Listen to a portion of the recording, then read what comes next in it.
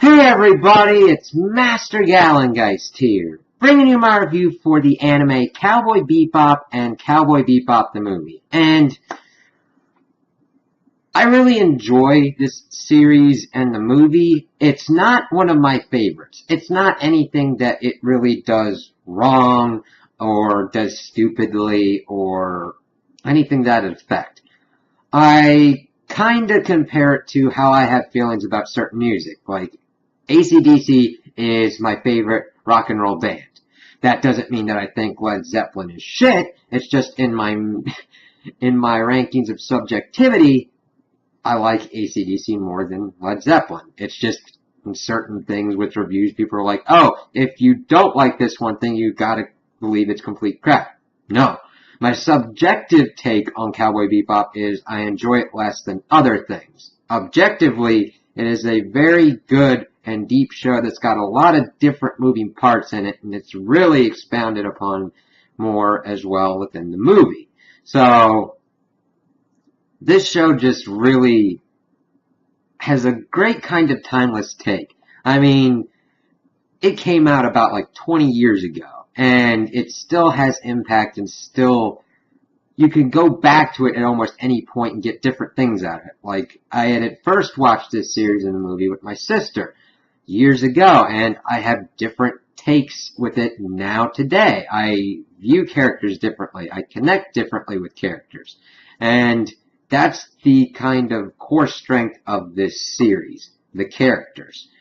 All these people on the Bebop, Spike, Faye, Jet, Edward, Ein, these core group of characters are kind of constant and who we're supposed to connect with to kind of understand who they are, what they're going through, and what life is like in this 2070s future of Earth. And they execute that very well. My main weakness with the series that I see is there's no overarching plot that ties in with like every episode. You don't essentially need that. It's just, I'm usually one that likes to have a throughput to understand how everything kind of connects together to build to an end. But the biggest strength of this series is the other thing that I really like, character depth and development. You see characters going through their flaws, going through their strengths throughout this whole series. And the really important thing about it is like a good writer will kind of like feed your soul with like beautiful things. And even though certain things in here are dirty and grimy and just kind of broken down and called like like pieces of junk like the Bebop, you see things of beauty in this world, even though there's like horror and violence and everything kind of going on. It's like got really like a simplicity of the characters. Even though there's complex things going on, Spike kind of just goes with the flow. Faye is in it for the money. Jet is just trying to kind of get through, and Ed just is kind of crazy, while Ein just looks at these humans like, what is going on here? And the biggest core of this series is like how life kind of brings people together and sometimes they drift apart. And that's kind of the cool thing about this series. And in the beginning, we just see it start off with Spike and Jet. They've somehow gotten together, they're bounty hunters, and they go after bounties to make their living. And it's kind of cool because you go and see a lot of different kinds of stuff. One of the first things you see is kind of like Bruce Lee references with Spike and Kareem Abdul-Jabbar with the one dude that he's chasing. It's kind of crazy. And there's all these different kinds of references and influences woven throughout the stories and even the music. The music is essentially another character in this show. With the opening of Tank, the ending of the Real Folk Blues, music is an important part and just as big of a character, setting the moods and showing things going on. Such as like the chase music while Spike is going after the bounty head that looks like Kareem Abdul-Jabbar, and he's got this important suitcase that he's trying to get through, and that's how we're introduced to Ein, who's a data dog. And nobody understands what's going on at first. At first, they just think he's a corgi, and all that is just kind of just great. And as we're going through, we kind of explore the different things of themes that are going on through this whole thing, such as like the nature of reality, if it's a dream or not, seeing how the past affects the present, and the present affecting the future, everything in between, how Spike has to handle his past in the Syndicate, a criminal organization, Jet having to deal with his past as being a cop, and the Syndicate also affecting that and why he got out, Faye having to deal with both an absence of her past because of an accident she endured and had to be put in cryo sleep, and her immediate past where she's woken up and settled with this giant debt that she can have no possibility of ever repaying, and just kind of leading to her just being like, screw it, I'm going, screw this crap. And Ed she's kind of similar with a kind of go with the flow kind of thing as Spike, but she just wants to have adventures and do her own kind of thing. She's oddly kind of the most self-sufficient one within the group, because she inserts herself into Bebop and then of course removes herself at the end, towards the end of the series. It's like, okay, but it's funny to see these different characters interact, because we see that Faye thinks that women need to be refined and need to be refined and need to be pampered, while she's eating dog food because they're so poor they don't have enough money for food. While you see Jet saying that like men need to live by like an ironclad code, and not to betray that, but you see a lot of men within the series betraying their codes and everything like that to either get ahead or do something radically different. It's like, okay. And we get into one episode where we see this one person who we think is a child, but it's actually this very old person trapped kind of in a time stasis, and Spike doesn't understand why the old man said that he was at ease with dying. He's like, I don't get that. He's not concerned really with the future as just now. He just is trying to be in the moment, which is a good thing at certain respects, but also leads to some problems as well. And we just go through the series as they're trying to collect bounties to try and live. And we see them doing things like trying to catch certain bounty hunters like hackers and all this kind of stuff. And it just gives us nice kind of cool glimpse of what they think the future would be like. Like we see that they brought up kind of like VR headsets and everything like that in one episode, where this one kid was a hacker and he was trapped in his own body and essentially trying to like screw with people because he didn't know any better. He was a child, and he like created this giant like cult thing, and showing how the internet and TV kind of just controlled people and how they thought and everything. I was just like, Jesus. And I didn't even get into that kind of stuff when I had first seen it. Seeing it now, I was like, holy shit. This knew what it was doing and executing it very well. I'm like, holy crap. Because you feel for the kid, but you also feel for the crew of the Bebop, because they're trying to find all these bounties and they never really succeed. They usually get kind of small fry people, but say if it's a really big bounty or something like that, one was like a satellite, and they're going, well, a bounty can only be put on a person, and I'm like, damn.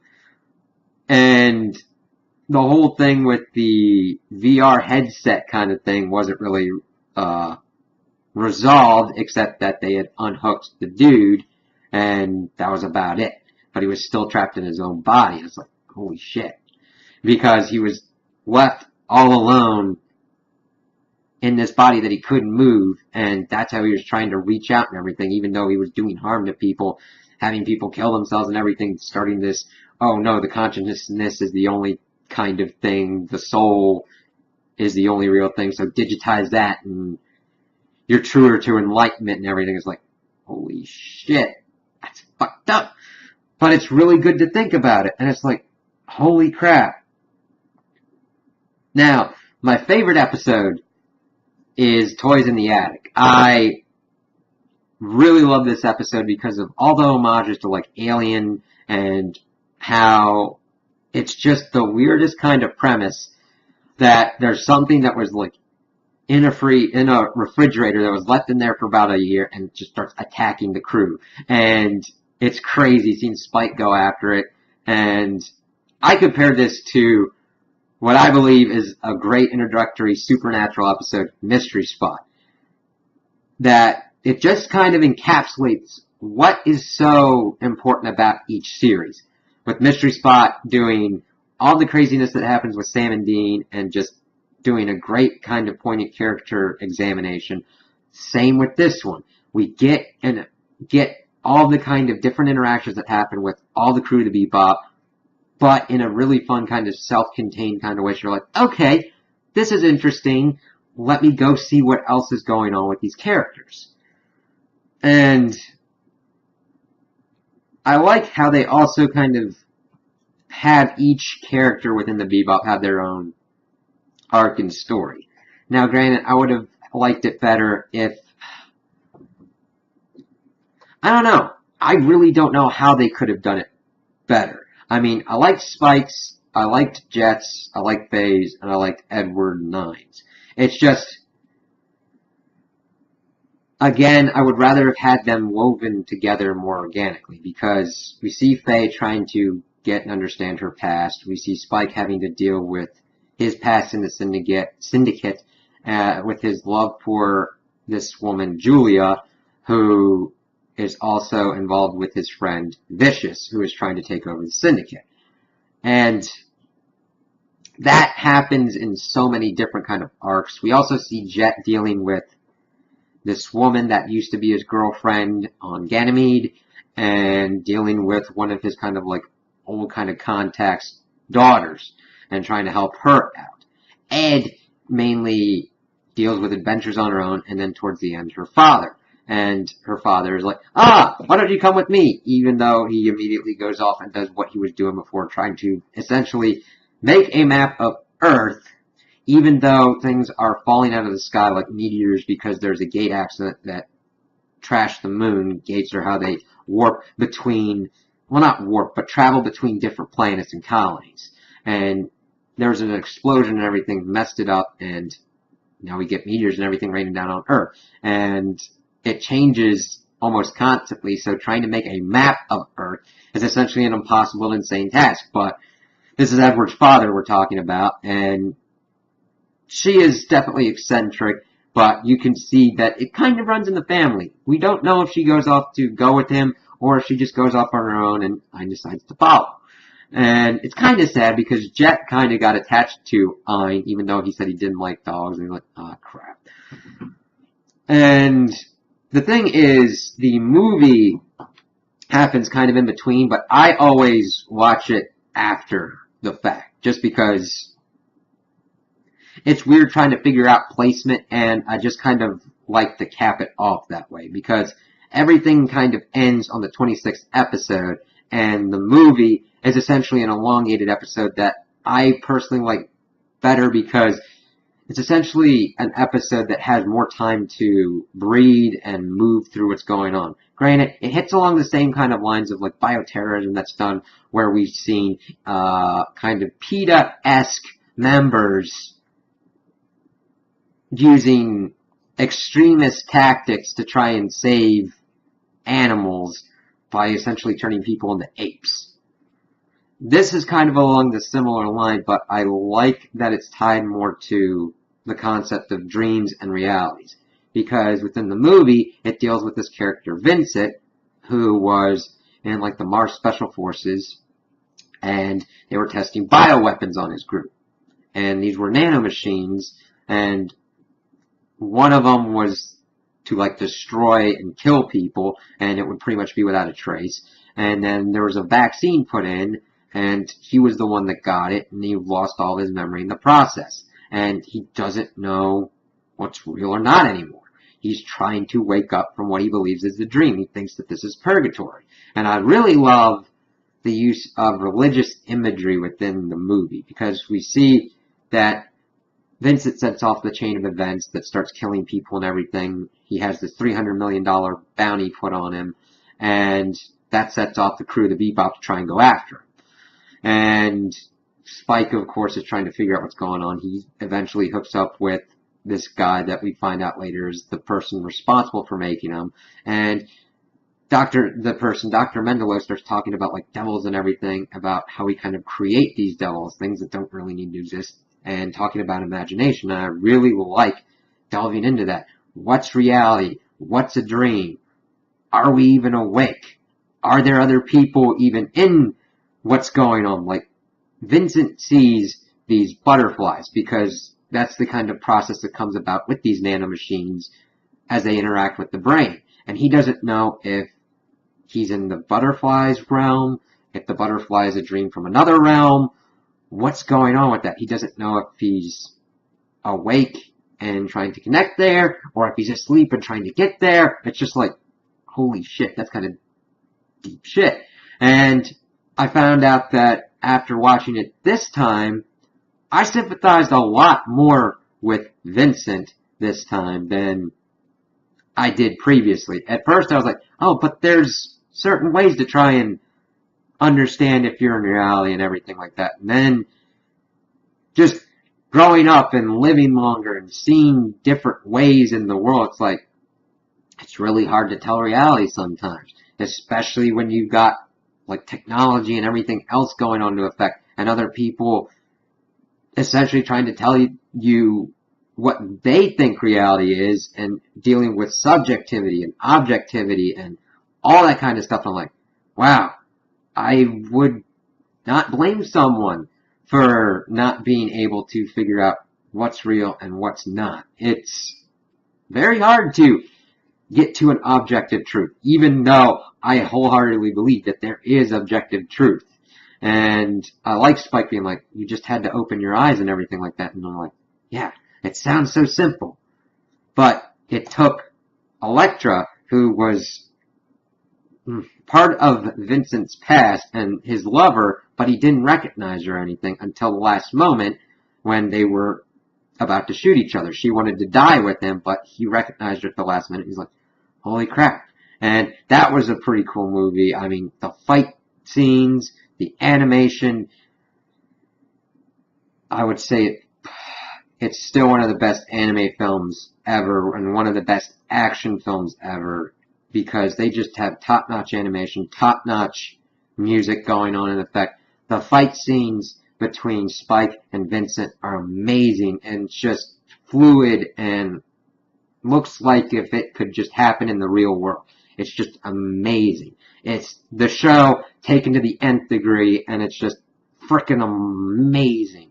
The dogfight scene, which is Spike going around in his swordfish ship, fighting the military to try and get to Vincent to stop him, even though they've already introduced the vaccine into a plan to take out Vincent's use of the nanomachines. The timing with the music, it's just a beautifully choreographed dance of just art and motion and sound, and it just freaking rocks. So I would highly recommend watching the movie on Blu-ray and anything like that. I was watching both of them on Blu-ray, and it's just beautiful. I mean, you can still tell that it's an older anime, mainly with the TV show, but it's still high quality standards. I mean, I can't tell of any kind of like rushed animation or anything. There could be probably people that see any kind of like imperfections or whatnot, but to me, as long as it is done well and executed well and doesn't really like take you out of it, it just works. It just works. It should be negligible. Like my thing about the weakness of how there's no complete overarching story. There's like many plot threads that come to their own conclusions. So we've got Faye, who eventually gets to her past and understands it, and she leaves the crew for a little bit but comes back mainly towards the end when Spike has to deal with his past, because he has to deal with Vicious as he wants to take over the syndicate and he believes in nothing. We have seen about the midway point almost around the midway point with, like, Spike having to deal with Vicious trying to initiate a coup and, well, not initiate a coup, but getting his plans together, getting, like, drugs and everything. And he had heard Julia was involved, but that was just the cover for his operation. He, of course, wanted to go try and find the woman he loved. Now, Julia is not as well done as I would have liked, because we don't really get her motivations, except that she is involved with these two men. And Vicious threatened to kill her if she wouldn't kill Spike.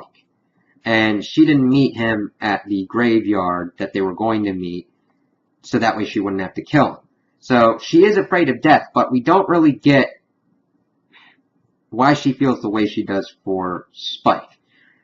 I would have liked a little bit more depth into that, but she's not the main focus. She is there to be the kind of motivation and the thing that gets Spike compelled into action. And I like the kind of ways that she is described, because Faye gets involved around that point, and let's see here. Like, the way she describes her is, like, amazing. An angel from the underworld or a devil from paradise.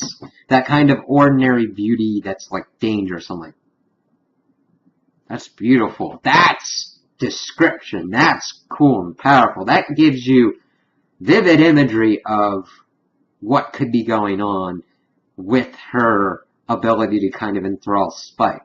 But he goes back towards the end. Julia is getting chased by the Syndicate because Vicious had tried to execute his coup, but was unsuccessful at first. So they were trying to take out anybody connected, so that puts Julia and Spike on their radar. Faye, of course, helps out Julia at one point and pretty much gives a message to Spike. And Spike then goes there. He tries to, like, help out any kind of, this one kind of older acquaintance, but it gets to the point that he's like, I gotta finish this out, gotta fight. Because they had a choice. They either fight or they kind of get away as fast as possible. But as they're trying to fight, Julia is killed, and Spike is able to get back to the Bebop, and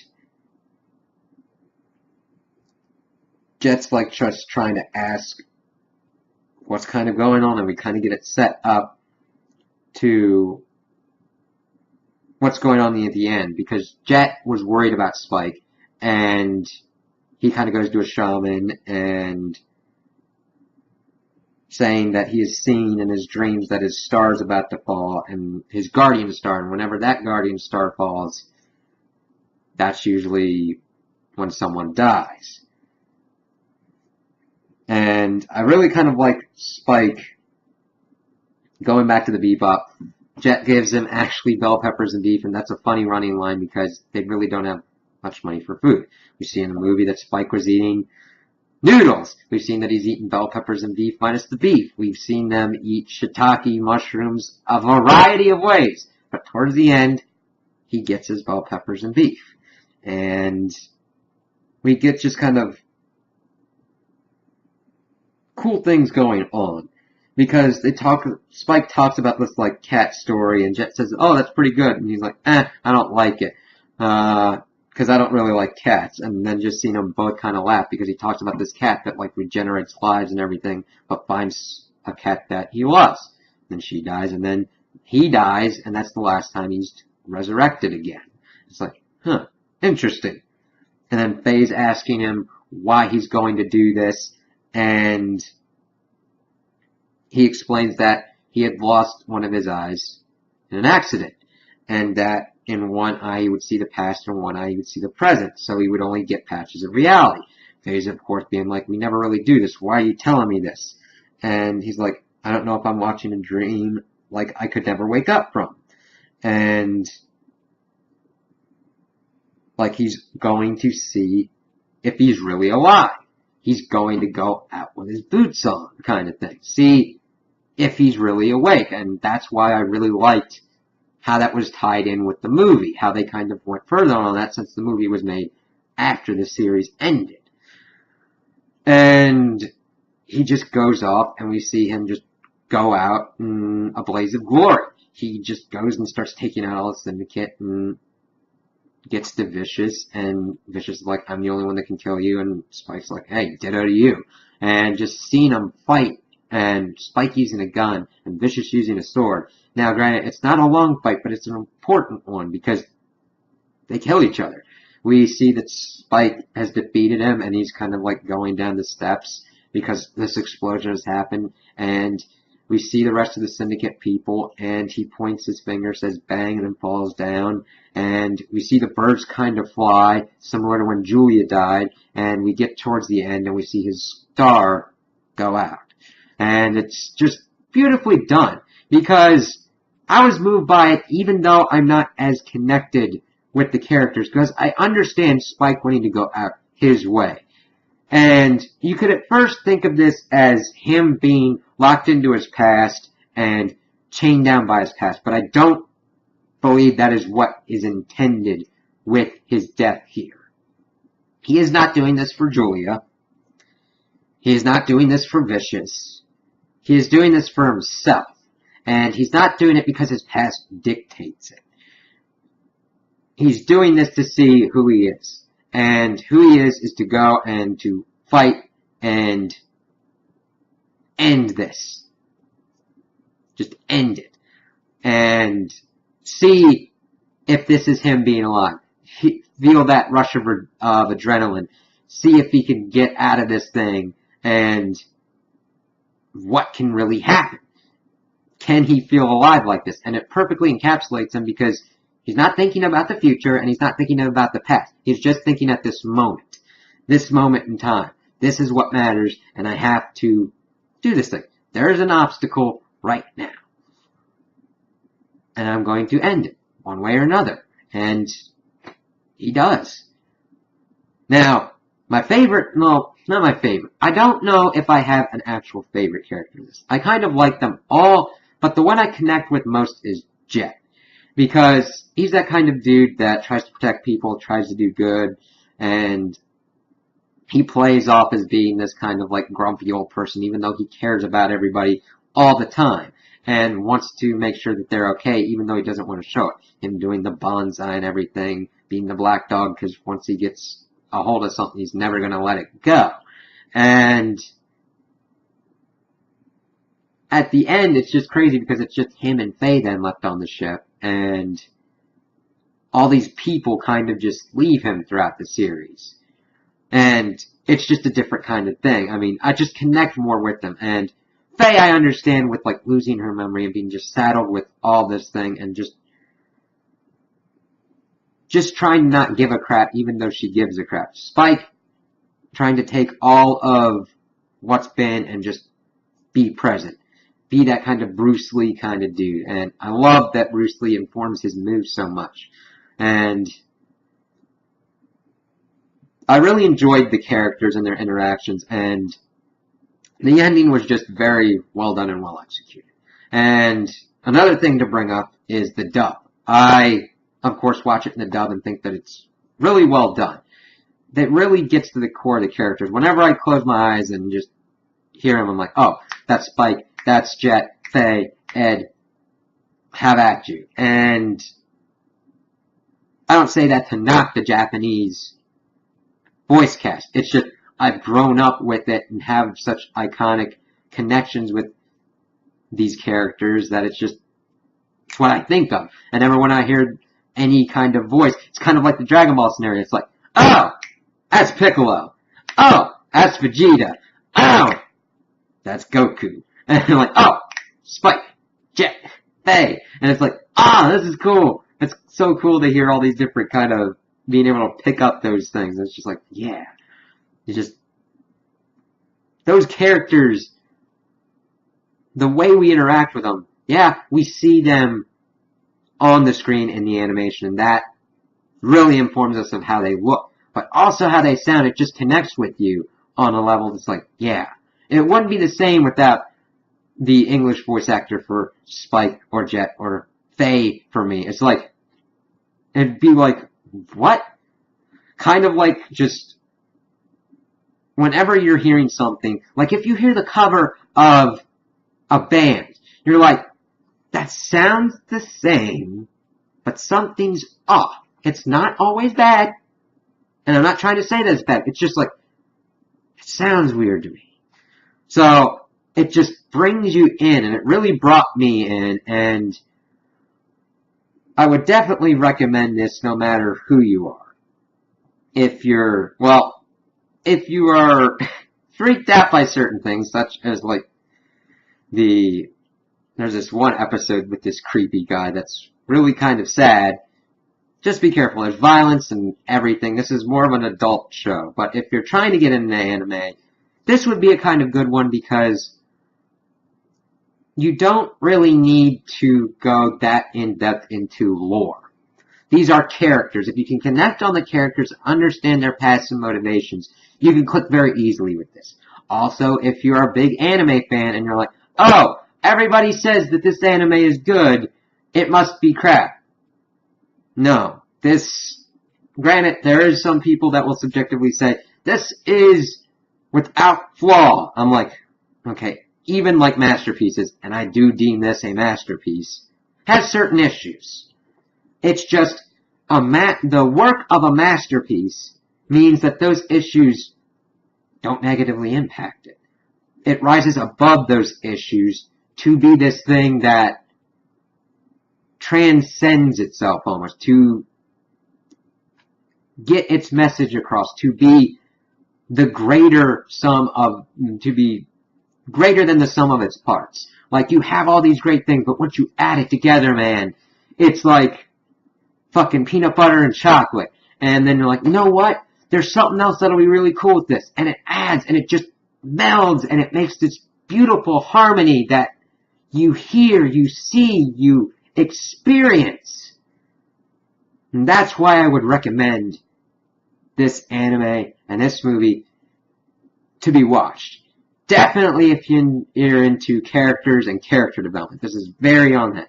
If you're into plot, it mainly varies episode to episode. Certain ones you might be like, I didn't much care for that one. And other ones will be like, okay, that definitely goes into it. So if you're into like plot heavy, this won't be exactly for you, but you'll definitely find things to enjoy.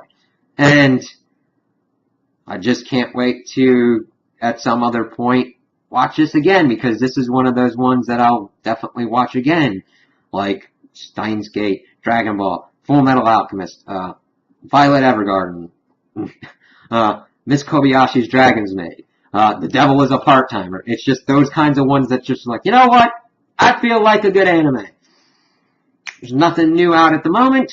Let's go to those good old oldies. So, those are my opinions on the anime. Tell me what you guys think in the comments below. If you liked it, if you didn't like it, if you agree with me, if you disagree with me. Also, like and subscribe, and I hope you have a good day. And, see you later, Space Cowboy.